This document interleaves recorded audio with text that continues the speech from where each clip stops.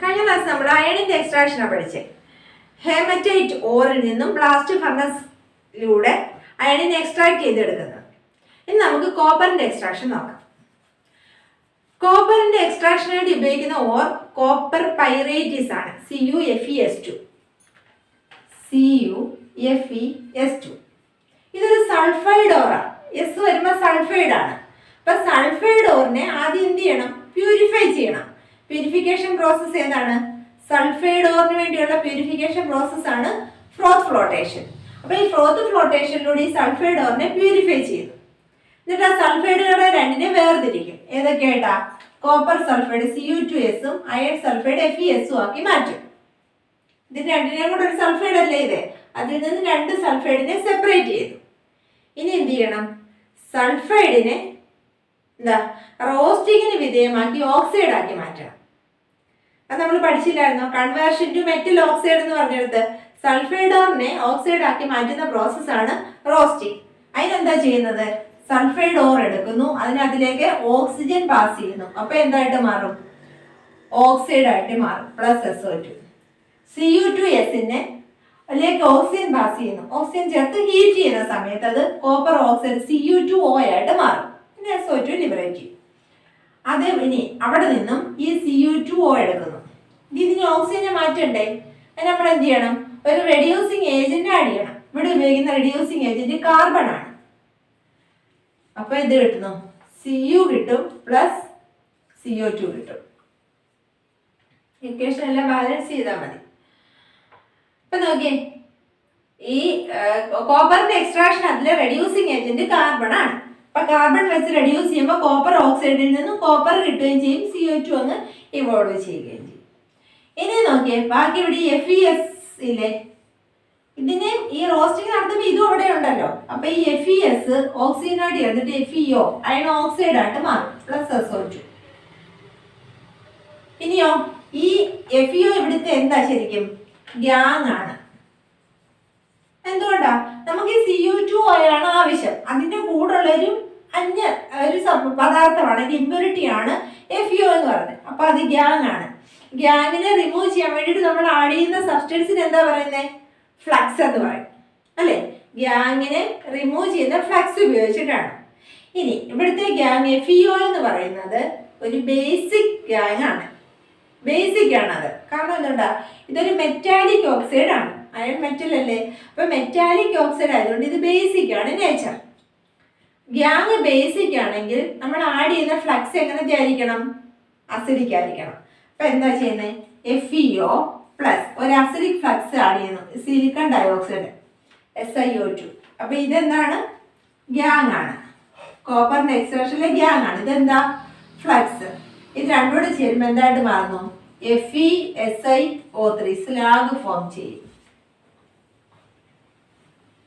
കിട്ടിയോ? ഇനി iron silicate. ഈ സ്ലാഗിനകത്ത് FeSiO3 ഇതിന് ഈ FeSiO3 കൂടാതെ FeSiO3 ഇതാണ് ഗ്യാങ് ആയിട്ട് ഫോം ചെയ്യുന്നത്. ഇതിനെ കൂടാതെ ഇതിനകത്തിലെ FeOയും Cu2S FeS എല്ലാം ഉണ്ടായിരിക്കും. ഇതിൻ്റെയൊക്കെ അംശങ്ങൾ ഇതിനകത്തുണ്ടായിരിക്കും. ഇതെല്ലാം കൂടെ ചേർന്നൊരു മാസാണ് ഇവിടെ ഫോം ചെയ്യുന്നത്. ആ കിട്ടുന്ന സബ്സ്റ്റൻസിനെ വിളിക്കുന്ന പേരാണ് കോപ്പർ മാറ്റേ. ഇതിനെ വിളിക്കുന്നതാണ് കോപ്പർ മാറ്റേ എന്ന് പറയും. കോപ്പർ മാറ്റേ ഒന്നുകൂടെ നോക്കിയേ. കോപ്പറിന്റെ എക്സ്ട്രാക്ഷന് വേണ്ടി ഉപയോഗിക്കുന്നത് കോപ്പർ പൈറേറ്റ് CuFeS2 ആണ്. അതിനെ ഫ്രോത്ത് ഫ്ലോട്ടേഷൻ എന്ന കോൺസെൻട്രേഷൻ പ്രോസസ്സിലൂടെ പ്യൂരിഫൈ ചെയ്യുന്നു. അപ്പോൾ സൾഫൈഡ് ഓറുകൾ സെപ്പറേറ്റ് ചെയ്ത് കിട്ടും. അതിനെ പിന്നെ സൾഫൈഡിനെ പിന്നെ നമ്മൾ റോസ്റ്റിങ്ങിന് വിധേയമാക്കും, ഓക്സൈഡ് ആക്കാൻ വേണ്ടിയിട്ട്. അവിടെ Cu2S ഓക്സിജൻ ആയിട്ട് റിയാക്ട് ചെയ്ത് Cu2O കോപ്പർ ഓക്സൈഡ് ഫോം ചെയ്യും. ഇനി ഇവിടെ ഉപയോഗിക്കുന്ന റെഡ്യൂസിങ് ഏജന്റ് കാർബൺ ആണ്. അപ്പൊ Cu2O കാർബണുമായിട്ട് റിയാക്ട് ചെയ്തിട്ട് കോപ്പർ എക്സ്ട്രാക്ട് ചെയ്യും, സെപ്പറേറ്റ് ചെയ്ത് കിട്ടും.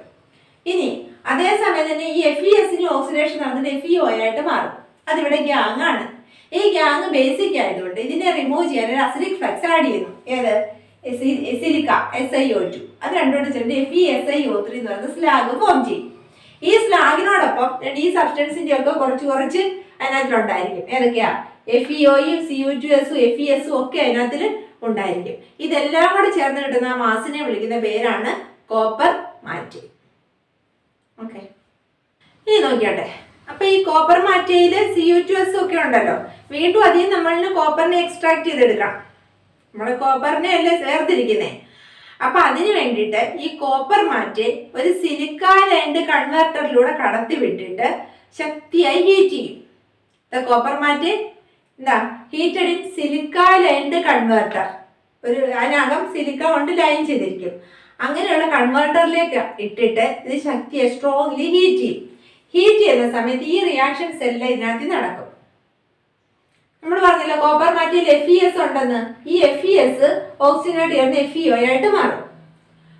പിന്നെ ഇത് ഗ്യാങ് ആണല്ലോ, അത് SiO2 ആയിട്ട് ചേർന്ന് FeSiO3. അത് നമ്മൾ നേരത്തെ പറഞ്ഞാണ്. ഇനി എന്താണ്? കോപ്പർ മാറ്റേറ്റിനകത്തില് Cu2S ഉണ്ട്, കോപ്പർ സൾഫൈഡും ഉണ്ട്. അത് ഓക്സിജനായിട്ട് കമ്പൈൻ ചെയ്തിട്ട് Cu2O ആയിട്ട് മാറും. ഇനി ഇവിടെ നോക്കിയത് എങ്ങനെയാണെന്നേ, ഇവിടെ കുറച്ച് അൺറിയാക്റ്റഡ് ആയിട്ടുള്ള Cu2S ഉണ്ട്. ആ കോപ്പർ സൾഫൈഡ് കോപ്പർ ഓക്സൈഡൂടെ കയറി റിയാക്ട് ചെയ്യും. എന്നിട്ട് ഒരു ഡബിൾ ഡിസ്പ്ലേസ്മെന്റ് തന്നെ.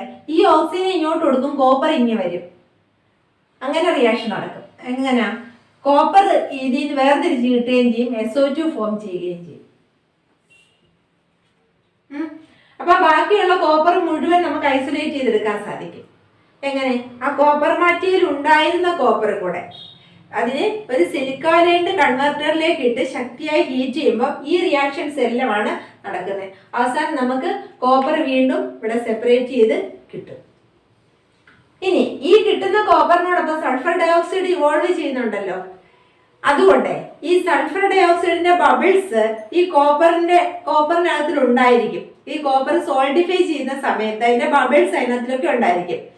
അപ്പൊ അതുകൊണ്ട് ഇങ്ങനെ ഈ കോപ്പറിന്റെ ആ സർഫസിലൊക്കെ ഇങ്ങനെ കുമിളകൾ പോലെ ഒരു ബ്ലിസ്റ്ററിങ് അപ്പിയറൻസ്, നമ്മുടെ പപ്പടമൊക്കെ പൊള്ളിയിരിക്കുന്നത് പോലെ ഒരു ബ്ലിസ്റ്ററിങ് അപ്പിയറൻസ് ഉണ്ടായി ഈ എക്സ്ട്രാക്റ്റഡ് കോപ്പറിന്. അതുകൊണ്ട് അതിനെ ബ്ലിസ്റ്റർ കോപ്പർ എന്നാണ് പറയുന്നത്. Blister copper.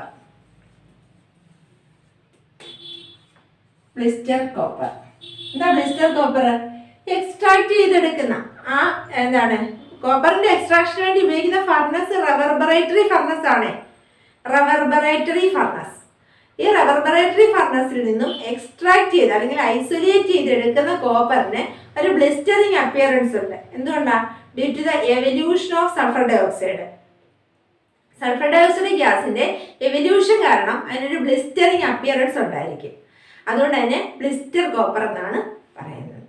നേരത്തെ നമ്മൾ പറഞ്ഞില്ലേ ബ്ലാസ്റ്റ് ഫർണസിൽ നിന്ന് കിട്ടുന്ന അയണിനെ പിഗ് അയൺ എന്ന് പറയുന്നു.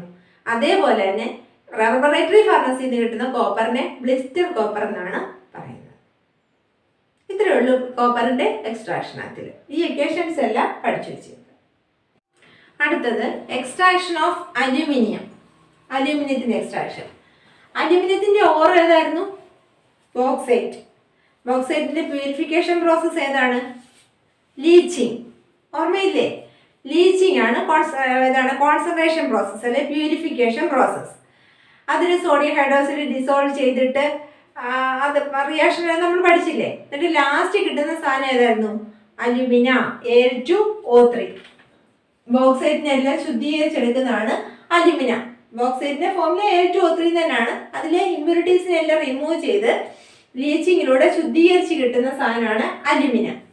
ഈ അലുമിനായെ, ഇതിന്റെ പേര് അലുമിന. ഈ അലുമിനായെ ഇലക്ട്രോളിറ്റിക് എക്സ്ട്രാക്ഷനിലൂടെയാണ് അലുമിനിയം വേർതിരിച്ചെടുക്കുന്നത്. ഇലക്ട്രോളിസിസ് വഴിയാണ് ഇവിടെ ഐസൊലേഷൻ നടത്തുന്നത്. അലൂമിനിയത്തിന്റെ ഐസൊലേഷൻ വേർതിരിച്ചെടുക്കുന്നത് ഇലക്ട്രോളിസിസിലൂടെയാണ്. ഈ ഇലക്ട്രോളിറ്റിക് പ്രോസസ്സിനെ ഹാൾ ഹെരോൾട്ട് പ്രോസസ് എന്ന് പറയും. Hall Heroult process. അലൂമിനിയത്തിന്റെ എക്സ്ട്രാക്ഷന്റെ പേരാണ് ഹാൾ ഹെരോൾട്ട് പ്രോസസ്. ഓർക്കുമല്ലോ, ഹാൾ ഹെരോൾട്ട് പ്രോസസ് എന്താണ്? Electrolytic extraction of aluminium. അതാണ് ഹാൾ ഹെരോൾട്ട് പ്രോസസ്. ഇതിന് വേണ്ടിയിട്ട് ഒരു സ്റ്റീൽ കൊണ്ടുള്ള ഒരു ഇലക്ട്രോളിറ്റിക് സെല്ലാണ്, സ്റ്റീൽ വെസലാണ്. അതിനകത്ത് കാർബൺ കൊണ്ട് ലൈൻ ചെയ്തിട്ടുണ്ട്. Steel vessel containing carbon lining. അതാണ് അവിടുത്തെ കാഥോഡ് എന്ന് പറയുന്നത്. Steel vessel containing carbon lining act as cathode. പഠിച്ചല്ലോ. ഇനി ആനോഡ് എന്ന് പറഞ്ഞാൽ ഇവിടെ ഗ്രാഫൈറ്റ് റോഡ്സ് വെച്ചിട്ടുണ്ട്. ഈ ഇരിക്കുന്നത് ഇതെല്ലാം ഗ്രാഫൈറ്റ് റോഡ്സ് ആണ്. ഇതാണ് ആനോഡ്. ഓക്കെ. ഇനി നമ്മൾ എക്സ്ട്രാക്ഷന് വേണ്ടി ഉപയോഗിക്കുന്നതോ അലുമിനായ് ആണല്ലോ. അലുമിനായ് ആണ് ഇലക്ട്രോളിസിസ് നടത്തുന്നത്. അതിലപ്പോൾ മോൾട്ടൺ അലുമിനായ്, അതാണ് ഇവിടെ എഴുതി വെച്ചിട്ടുണ്ട്. മോൾട്ടൺ അലുമിനായ് ആണ് നമ്മൾ ഇതിനകത്ത് എടുത്തിരിക്കുന്നത്. നമ്മൾ ഇതിനകത്തിൽ അലുമിനായ് എടുക്കുമ്പോൾ അതിനോടൊപ്പം ഒന്നുകിൽ ക്രയോലേറ്റ് Na3Al(F6) or CaF2 calcium fluoride, ഇതിൽ ഏതെങ്കിലും ഒന്നും കൂടി ആഡ് ചെയ്യും. ഇതിന്റെ പേര് ക്രയോലേറ്റ് എന്നാണ്. ക്രയോലേറ്റ് അല്ലെങ്കിൽ കാൽഷ്യം ഫ്ലൂറൈഡ് ഏതെങ്കിലും ഒരു സബ്സ്റ്റൻസ് കൂടി അലുമിനയുടെ കൂടി ഇതിനകത്തിൽ ആഡ് ചെയ്യും. അത് എന്തിനാന്ന് വെച്ചാൽ അലുമിനയുടെ മെൽറ്റിംഗ് പോയിന്റ് കുറയ്ക്കാനും അതിനെ ഒരു ഗുഡ് കണ്ടക്ടർ ആക്കി മാറ്റാനും വേണ്ടിയാണ്. To lower the melting point of alumina and make it a good conductor. അതിനു വേണ്ടിയാണ് ക്രയോലേറ്റ് നമ്മൾ ആഡ് ചെയ്യുന്നത്. ക്രയോലേറ്റിന് പകരം കാൽഷ്യം ഫ്ലൂറൈഡ് ആയാലും മതി. പിടി കിട്ടിയല്ലോ. ഇനി അപ്പൊ ഇവിടെ എന്തൊക്കെയാണെന്ന് പറഞ്ഞ് steel vessel containing carbon lining act as cathode. പിന്നെ ഗ്രാഫൈറ്റ് ആനോഡുകളാണ്. ഇലക്ട്രോളിസിസ് നടത്തുന്ന അലുമിനായാണ്. അലുമിനായ്ക്കകത്തിൽ ക്രയോലൈറ്റ് അല്ലെങ്കിൽ കാൽഷ്യം ഫ്ലൂറൈഡും കൂടെ ആഡ് ചെയ്യും. എന്തിനു വേണ്ടിയാണ്? അലുമിനയുടെ മെൽറ്റിംഗ് പോയിന്റ് കുറയ്ക്കാനും അലുമിനായി ഒരു ഗുഡ് കണ്ടക്ടർ ആക്കി മാറ്റാനും. To lower the melting point and make it a good conductor. അതിനുവേണ്ടിയാണ് ക്രയോലൈറ്റ് ആഡ് ചെയ്തത്. ഇനി ഇവിടുത്തെ നെറ്റ് സെൽ റിയാക്ഷൻ എങ്ങനെയാണ് നടക്കുന്നതെന്ന് നോക്കാം. ഈ ഇലക്ട്രോലൈറ്റിക് സെല്ലിലെ നെറ്റ് സെൽ റിയാക്ഷൻ നമ്മൾ കുറെ എഴുതിയില്ല ഇലക്ട്രോ കെമിസ്ട്രിയിൽ. അപ്പൊ ഇതെങ്ങനെയാണ് നടക്കുന്നത് നോക്കാം. ഇവിടെ ഏതിന് ഇലക്ട്രോലൈസ് ചെയ്യുന്നത്? അലുമിനായെ Al2O3 ആണ് ഇലക്ട്രോലൈസ് ചെയ്യുന്നത്. ഇത് ഈ ആനോഡിലെ കാർബൺ, ഗ്രാഫൈറ്റ് ആനോഡല്ലേ, അപ്പൊ അത് കാർബൺ അതുമായിട്ട് റിയാക്ട് ചെയ്തിട്ട് എന്തൊക്കെയായിട്ട് മാറും? Al കിട്ടും, കാർബൺ ഡയോക്സൈഡ് ഫോം ചെയ്യും. ഇവിടെ ഇപ്പൊ നമുക്ക് 2 എന്ന് കൊടുക്കാം. അപ്പൊ ഇവിടെ 3 വരും, ഇവിടെ 3 കൊടുക്കാം, ഇവിടെ 4 വരും. ഇതാണ് നെറ്റ് ഓവറോൾ സെൽ റിയാക്ഷൻ എന്ന് പറയുന്നത്. ഈ ഒറ്റ റിയാക്ഷൻ പഠിച്ചാൽ മതി. ഹാൾ ഹെരോൾട്ട് പ്രോസസ്സിലെ ഓവറോൾ സെൽ റിയാക്ഷൻ ആണിത്. ഇനി ഇവിടെ നോക്കിക്കേ, ഈ ഗ്രാഫൈറ്റ് ആനോഡുകളാണ് ഇവിടെ റിയാക്ട് ചെയ്യുന്നത്. ഇത് ഇങ്ങനെ എന്ന് വെച്ചാൽ ഈ ആനോഡിൽ ഓക്സിജനെ ലിബറേറ്റ് ചെയ്യുന്നേ. ഇവിടെ നോക്കിയേ, ഇപ്പോ Al2O3 ഇതിലെ അയോണുകൾ ഏതൊക്കെയാണ്? Al3+ഉം O2-ഉം. ഇത് രണ്ടും അയോണുകൾ. അതിനകത്തിൽ Al എവിടെ? കാഥോഡിലേക്ക് മൂവ്, കാഥോഡിലേക്ക് മൂവ് ചെയ്യും. എന്നിട്ട് 3 ഇലക്ട്രോൺ ആക്സെപ്റ്റ് ചെയ്തിട്ട് അലൂമിനിയമായിട്ടങ്ങ് മാറും. ഇതാണെങ്കിലോ O2 ഓക്സിജൻ ആയിട്ട് ഈ ആനോഡിൽ കാർബൺ ആനോഡിൻ്റെ അടുത്ത് വരും. എന്നിട്ട് അതുമായിട്ട് റിയാക്ട് ചെയ്തിട്ട് അങ്ങ് CO2 ആയിട്ട് മാറും. ഇതിങ്ങനെ കുറേ നടന്നു കഴിയുമ്പോൾ എന്ത് സംഭവിക്കും? ഈ കാർബൺ ആനോഡുകൾ അങ്ങ് ഇല്ലാതാകത്തില്ലേ? അതുകൊണ്ട് ഈ ഹാൾ ഹെരോൾട്ട് പ്രോസസ്സിൽ ഒക്കേഷണലി ഇടയ്ക്കിടയ്ക്ക് ഗ്രാഫൈറ്റ് ആനോഡുകൾ റീപ്ലേസ് ചെയ്യേണ്ടി വരും. അത് എന്തുകൊണ്ടാണെന്ന് ചോദിച്ചാൽ അങ്ങനെ ക്വസ്റ്റ്യൻ വരാം. എന്തുകൊണ്ടാണെന്ന് ചോദിച്ചാൽ എന്താ? Because the oxygen liberated at anode react with graphite rods and എന്താ ഫോം CO2. ഒന്നുകൂടെ നോക്കിയേ, അലുമിനായി ആണ് ഇലക്ട്രോലൈസ് ചെയ്യുന്നത്. അലുമിനായിലെ അയോണുകൾ, അലുമിന Al2O3, അതിലെ അയോണുകൾ Al3+ഉം O2-ഉം. അവിടെ ഇത് കാറ്റിയോൺ, ഇത് കാഥോഡിലേക്ക് മൂവ് ചെയ്തിട്ട് 3 ഇലക്ട്രോൺ ആക്സെപ്റ്റ് ചെയ്തിട്ട് അലുമിനിയമായിട്ട് മാറും. O2- ആനോഡിലേക്ക് അല്ലേ, ആനോഡിലേക്ക് മൂവ് ചെയ്യും. എന്നിട്ട് ഓക്സിജനായിട്ട് ഇലക്ട്രോണിനെ റിലീസ് ചെയ്ത് ഓക്സിജനായിട്ട് മാറും. ആനോഡ് ഏതാ? ഗ്രാഫൈറ്റ്. ഈ ഓക്സിജൻ എന്ത് ചെയ്യും? ഈ ഗ്രാഫൈറ്റ് ആനോഡുമായിട്ട് റിയാക്ട് ചെയ്തിട്ട് CO2 പ്രൊഡ്യൂസ് ചെയ്യപ്പെടും. അപ്പൊ ഇങ്ങനെ ഈ ഗ്രാഫൈറ്റ് ആനോഡ് അങ്ങ് റിയാക്ട് ചെയ്ത് ഇല്ലാതാകും. So occasionally graphite anodes may replace. Why? Because the oxygen liberated at anode react with the graphite rods and change into CO2. അതുകൊണ്ടാണ് അത് റീപ്ലേസ് ചെയ്യേണ്ടി വരുന്നത്. ഓക്കെ. അപ്പം ഇതിനകത്തിൽ 2-3 പോയിന്റ് ഇമ്പോർട്ടൻ്റ്. എന്തൊക്കെയാ? അലൂമിനിയത്തിന്റെ എക്സ്ട്രാക്ഷൻ ഇലക്ട്രോളിസിസിലൂടെയാണ് നടക്കുന്നത്. ആ പ്രോസസ്സിന്റെ പേര് ഹാൾ ഹെരോൾട്ട് പ്രോസസ് ആണ്. ഇലക്ട്രോലൈറ്റ് പ്രോസസ്സിൽ ഇലക്ട്രോളിസിന് വേണ്ടി എടുക്കുന്ന അലുമിന. അതിൽ ക്രയോലൈറ്റ് അല്ലെങ്കിൽ CaF2 ആഡ് ചെയ്യും. എന്തിനു വേണ്ടിയാണ്? To lower the melting point of alumina and make it a good conductor.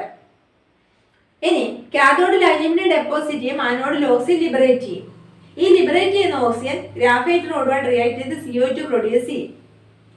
അങ്ങനെ ഗ്രാഫൈറ്റ് റോഡ് തീരുന്നത് കൊണ്ട് വീണ്ടും അത് റീപ്ലേസ് ചെയ്യേണ്ടി വരികയും ചെയ്യും. ഓക്കെ, അപ്പോൾ ഇത്രയേ ഉള്ളൂ. ഈ 3 എണ്ണത്തിൻ്റെ എക്സ്ട്രാക്ഷനാണ് നമുക്ക് പ്രധാനമായിട്ടും പഠിക്കാനുള്ളത്. അയണിൻ്റെയും കോപ്പറിൻ്റെയും അലുമിനിയത്തിൻ്റെയും എക്സ്ട്രാക്ഷൻ. അപ്പം നമ്മൾ ആദ്യം പറഞ്ഞ മെറ്റലർജിയിലെ 2 ഘട്ടം ഇവിടെ തീർത്തു. ഏതൊക്കെയാ? മെറ്റലർജി എന്ന് പറഞ്ഞാൽ എന്തായിരുന്നു? All scientific and technological processes involve in the separation of a metal from its ore. മെറ്റലിനെ അതിൻ്റെ ഓറിൽ നിന്ന് വേർതിരിക്കാനുള്ള എല്ലാ പ്രോസസ്സിനെയും കൊണ്ട് ചേർന്ന മെറ്റലർജി. അല്ലാതെ ഈ 3 സ്റ്റെപ്പ് പറഞ്ഞല്ലോ, concentration of the or, isolation of the metal, അത് 2 കഴിഞ്ഞു. എക്സ്ട്രാക്ഷൻ ഓഫ് ദ മെറ്റൽ, അത് 2 നമ്മൾ കഴിഞ്ഞു. ഇനി എന്താണ് ബാക്കിയുള്ളത്? Purification of the metal, extracted മെറ്റലിൻ്റെ പ്യൂരിഫിക്കേഷൻ. അത് നമുക്ക് അടുത്ത ക്ലാസ്സിൽ നോക്കാം.